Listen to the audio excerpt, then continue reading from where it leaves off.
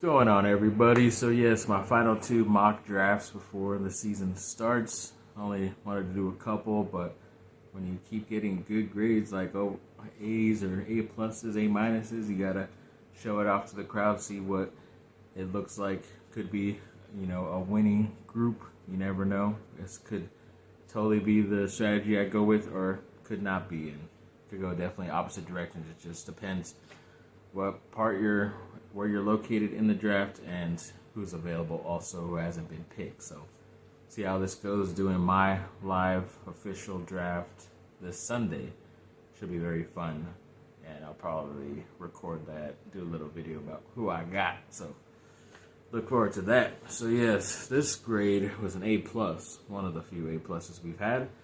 And yes, I'm gonna go this way. I've been going like how they show you: quarterback, two wide receivers, two running backs, whatever. I'm going with the order it went.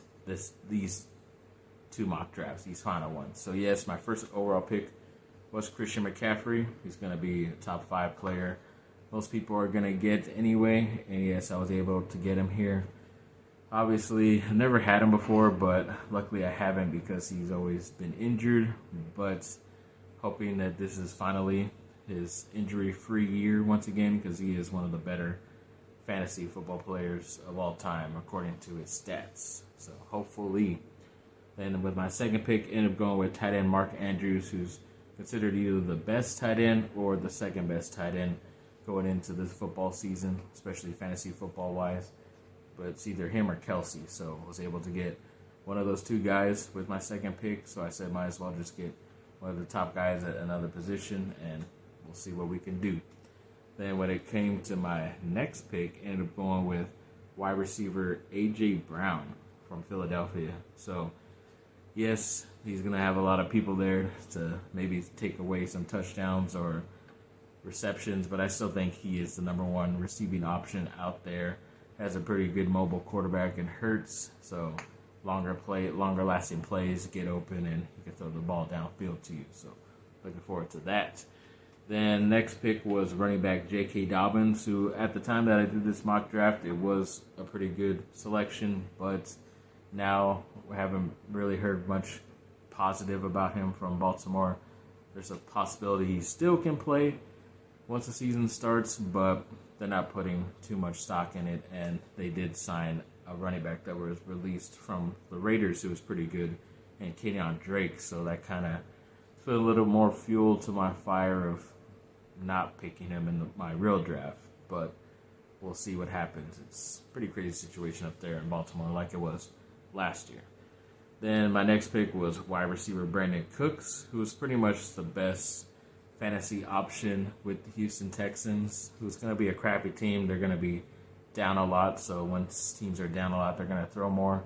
He's one of the better wide receivers on the team, the veteran, so I'm sticking with him here. Looks like a pretty good value pick this late in the draft. Maybe Dameon Pierce, the rookie, who's been getting a lot of headlines, could be good for them fantasy-wise, but don't know how good that offensive line really is. Next pick, ended up going with Clyde Edwards-Helaire. Another questionable guy, just because he hasn't really taken a hold of the starting position as much as you would like, and he was a very talented guy in college at LSU when they won the title in 2019, but ever since, he's either had injuries or just never really been consistent. So I'm kind of worried about it, but to get him this late to be one of the top running backs on his team, I don't mind the pick that much. Next pick, ended up going with wide receiver Hunter Renfrow from the Raiders. I did have him early last year, and he was doing okay, not that great, so I let him go. And of course, another team picks him up who I had to play in the finals.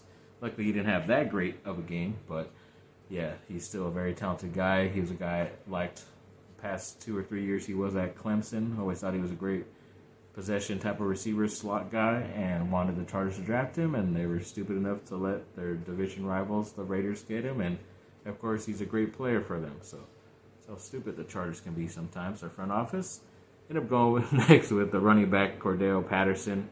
Had a really nice fantasy football year last year. It's one of his first of his whole entire career. We'll see if it could happen again. You never know, but pretty much if he's going to play running back again, he looks like the main starting running back for Atlanta. And excuse me, finally went with a quarterback in this draft. I guess I wanted to see how long I can wait till I picked up a solid quarterback. And to me, he's pretty good. And Trevor Lawrence, who definitely has a better coach around him, Doug Peterson, who won a title with Philadelphia when he was there pretty recently. And he has a lot of guys healthy around him. They try to help out that offensive line. Got him really good pass catchers as well. They're even bolstered up some of the defense so they could get some takeaways. So could have a lot more opportunities, be more consistent and accurate, and more confident out there. So expecting some big things from Goldilocks out there in Jacksonville. But yeah, we'll see. He was a number 1 pick overall for a reason. Next one is wide receiver Robert Woods, obviously from USC, and recently with the Rams, but was traded to Tennessee. Looks like he's going to be the number 1 dude out there, so more consistent dude compared to the rookie Burks. So I'm going with Robert Woods out there, especially this late. Then next is a wide receiver Devontae Parker. If you see my last video, yes, the ending of these mocks kind of seems similar, but it's who's the best available, and in my mind at this point of the draft, these are going to be the better guys, and they have the most opportunities to get main first team reps and starting for their teams or second in line. So hopefully that's what happens, but you never know. So yes, wide receiver Devontae Parker. Don't know if I just mentioned him or not, but yes, from New England. Feel like he can be number 1 out there, at least number 2. So we'll see. I went with the rookie wide receiver Sky Moore from Kansas City. Obviously, a lot of receptions vacated because of Tyreek Hill, and only Kelsey is pretty much there as the number 1 guy. So anybody could step up in the wide receiver room. It could be him or Juju. Never know. Next pick was a running back in Brian Robinson Jr., the rookie from Washington Commanders out of Alabama, and it looked like he was going to end up being a starter. So this was a good value pick at the time. But then weirdly, last week he was involved in a gun shooting where someone tried to break into his car or steal his car or something like that, and had to have surgery. Luckily it went well, and he's looking good, and surprisingly they haven't ruled him out for the entire year, which is pretty crazy. But definitely he's going to be missing at least half, if not more, of the season. I wouldn't want him to push himself to come back after going through such a thing. But yeah, it was tough to see that he wasn't going to be able to play, even though it looked like he was going to start as a rookie. But better things for your future, so better off to wait. Then my last 2 picks went with defense and kicker. Went with the Philadelphia defense. They did a lot, especially draft-wise. They drafted my favorite player in this year's draft, Jordan Davis, to shore up the middle. And they still re-signed Fletcher Cox, so that's going to be good. And they still picked up a lot of guys defensively, and their offense is going to be a lot better, especially since they traded for A.J. Brown. So I'm thinking very highly of them this year. And then my kicker is Dustin Hopkins from the Chargers. He was pretty good last year. He was a guy they picked up in the middle of the year, kind of around there, and they stuck with him, and he's been good ever since, even though he was let go by those same Washington Commanders for some reason. And he's been the more consistent guy because the Chargers have been trying to find a kicker for like 4 or 5 years, it seems. So luckily they were able to. So yeah, that was the end of that grade A+ draft. So it's pretty good guys overall. It might be different now if they were to grade it again, because there's a lot more uncertainty with a lot of those guys. So overall it was an A+ at the time, so I'm sticking with that. And next, go on to the next one, which is also a grade A+.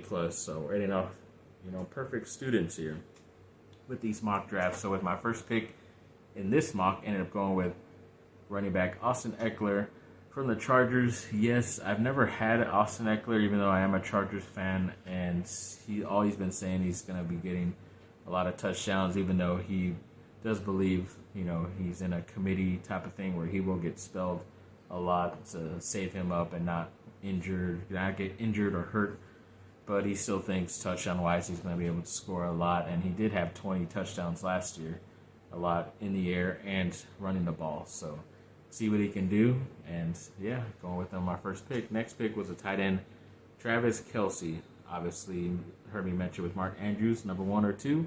You don't know, but definitely the number 1 option to Patrick Mahomes this year. So not a bad pick right there. Then ended up going with quarterback Josh Allen. So yes, I took a quarterback really early.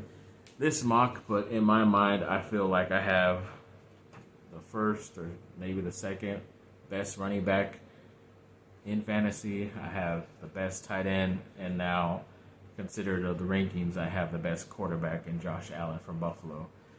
So it is starting off to be a pretty nice draft. Maybe that's why they gave me a A+, but maybe because the next pick was a wide receiver in Deontay Johnson, who's been a really good, solid reception receiver for Pittsburgh. And even though he had somewhat of a little shoulder injury this last preseason, he looks like he's going to be okay and a little bit more of an upgrade of a more consistent quarterback. So overall, looking like a pretty good draft so far. Next pick was a running back, Josh Jacobs, who everyone kind of assumed he had lost his job because he was playing in that, the NFL Hall of Fame game, which is usually the crappiest game and the lowest of the low on the totem pole on their roster play. And for some reason, he played a couple series, but yet they let go of Kenyon Drake instead of Josh Jacobs, and he's still on the team. So this might be a pretty good pick. You never know. He wasn't selected by Josh McDaniels, who's their new head coach, but he must like him, see some talent, and hopefully that's the case because this could be a good value pick.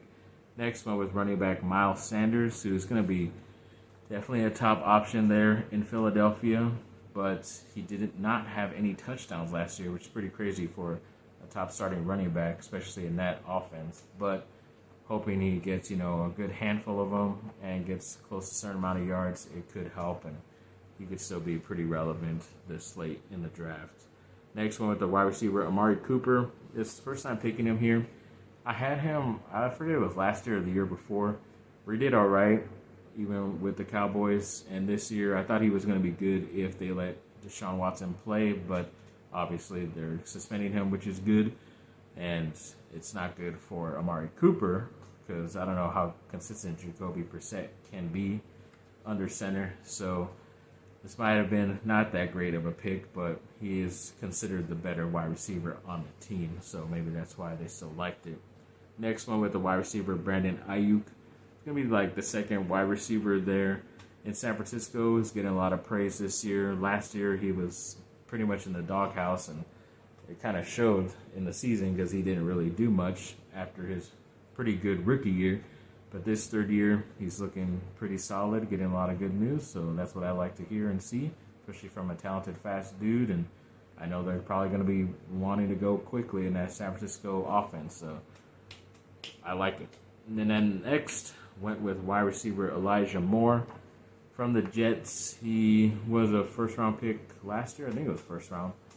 And he did okay, not that great for his rookie year, but he is pretty much one of the top guys out there, even though they did draft another wide receiver, Garrett Wilson, this year. But I don't know if Wilson is 100% healthy or not to start the year. So at the slot position, Elijah Moore could be doing good things out there. I don't know even if Zach Wilson, their young quarterback they drafted last year, also is healthy or not, because he did have an injury, and they said either right before the season or maybe into the season he will be healthy. Never know, but that'll be definitely important for Elijah Moore's production.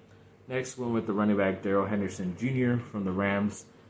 Pretty much they keep saying it's going to be a committee with him and Akers, but I still think Akers is going to get the bulk of the carries. Henderson, as long as they both stay healthy, they both have kind of had some injuries pop up here in the preseason, but as long as Henderson is still somewhat healthy, and if Akers ends up getting hurt, then he could be a top option in that really heavy run offense. At times, it could be pretty heavily run too, so I like that there. Then next one with the wide receiver, Tyler Boyd from Cincinnati.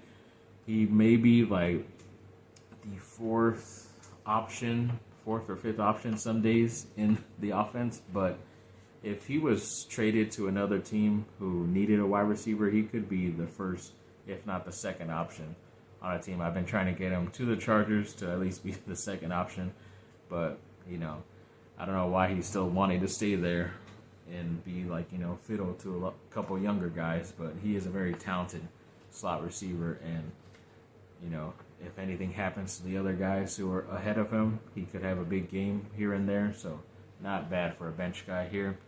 My last couple picks here. So Chargers are my defense. Obviously, I know they spend a lot of money there, picked up a lot of guys, made trades, so kind of hoping for a lot of positive things. Re-signed Derwin James as well, so we'll see. My kicker ended up going with Matt Prater. I think I did this. Usually they're my last two picks, defense and kicker, but I saw a lot of people were picking them already, and there weren't that many good players or those teams available, so I ended up going a little bit early, one spot early. But Matt Prater is going to be part of an Arizona offense that could score a lot because they just re-signed Murray, and they're a high-flying type of team, so hoping for that. And then with my last pick, ended up going with a rookie. That rookie I mentioned earlier, Garrett Wilson from the Jets. Obviously, pretty much insurance in case either one of them goes down, him or more. Have them both on the same team here. And if Wilson ends up going big, because you got to always look out, because I kind of look for rookies, so that's why I'm kind of looking at Dameon Pierce this year. I was looking at Brian Robinson Jr., but sadly he's not going to play. Other receivers like Garrett Wilson, Jameson Williams, I don't know how quickly he's going to come back. Obviously, Chris Olave is going to do good in New Orleans, but I always look for the rookies because they could end up having good years because no one really knows how to defend them or guard them. So, I always look for those secret guys instead of always sticking with the old guys, because then they could just older guys end up getting hurt, and then you have to go search for a guy, but I already have him, so that sucks for you, huh? So yes, thanks for watching, people. Like and subscribe, comment down below. Let me know what y'all think. Have a great rest of your day. Bye.